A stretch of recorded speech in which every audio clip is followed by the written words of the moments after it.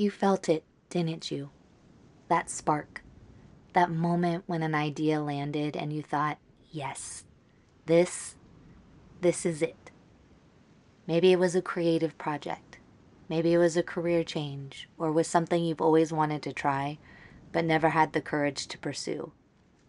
And for a moment, maybe just a few hours, maybe a few days, you felt alive with it. You felt excited, energized, hopeful, like you finally found the thing you're supposed to be doing.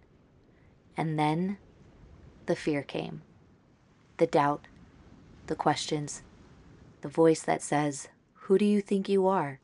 What makes you think you can do this? What if you fail? What if you're not good enough?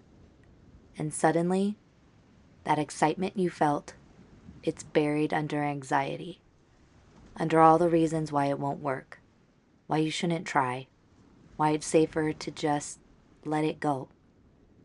And if that's where you are right now, I see you. I see you caught between the pull of something that excites you and the fear of what pursuing it might mean.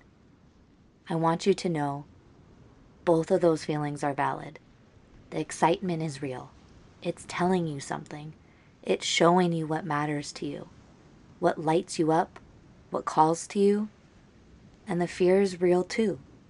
It's trying to protect you, trying to keep you safe from failure, from judgment, from disappointment. But here's what I want you to consider.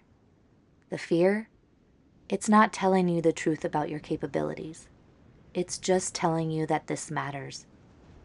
We don't feel afraid of things that don't matter. We don't feel anxious about things we don't care about. The fear is actually evidence that this thing you're excited about, it's important to you. And that's valuable information.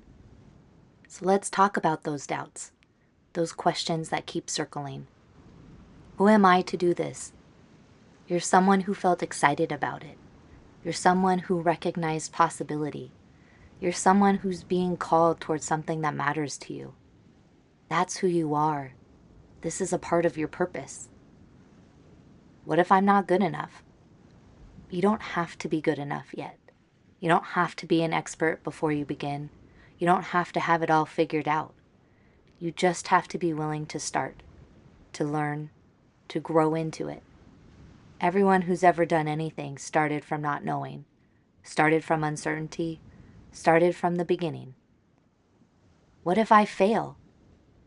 Then you'll have tried. You'll have pursued something that called to you. You'll have honored that excitement instead of letting fear keep you small. And that's not failure. That's courage. Here's what I want to offer you. You don't have to choose between the excitement and the fear. You don't have to wait until the fear goes away to move forward. You can feel both. You can be excited and afraid. You can want it and doubt yourself. You can feel called to it and uncertain about it. All of that can be true at the same time. And you can still take a step forward. Not a perfect step, not a confident step, not a step that guarantees success. Just a step toward the thing that lit you up, toward the idea that excited you, toward what's calling you. Because that call, it's real. It came from somewhere deep inside you. It showed you what you want, what matters, what's possible. And you deserve to explore that. You deserve to pursue that. You deserve to see where it leads. Not because you're guaranteed to succeed. Not because it'll be without challenges. Not because the fear will go away. But because something in you said yes. And that yes, it matters. So take a breath. Feel the fear. Acknowledge it. Thank it for trying to protect you. And then ask yourself, what would I do right now if I trusted that excitement? What would the next small step be? What's one tiny thing I could do to move toward this? You don't have to do everything. You don't have to have the whole plan. You don't have to commit to the entire journey. You just have to take one step, one small action, one tiny movement toward what called to you. And see how it feels. See what opens up. See what becomes possible. Because the thing about fear, it gets louder when we stand still. It gets bigger when we give it all of our attention. It takes over when we let it decide. But when we move, even just a little, something shifts. The excitement gets a little more room.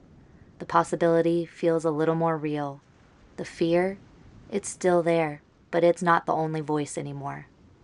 You can do this, not because you're fearless, but because something inside you is calling you forward. And that call, it's worth listening to. If you ever need the reminder when you are moving through fear, please come back. The light will always be left on for you.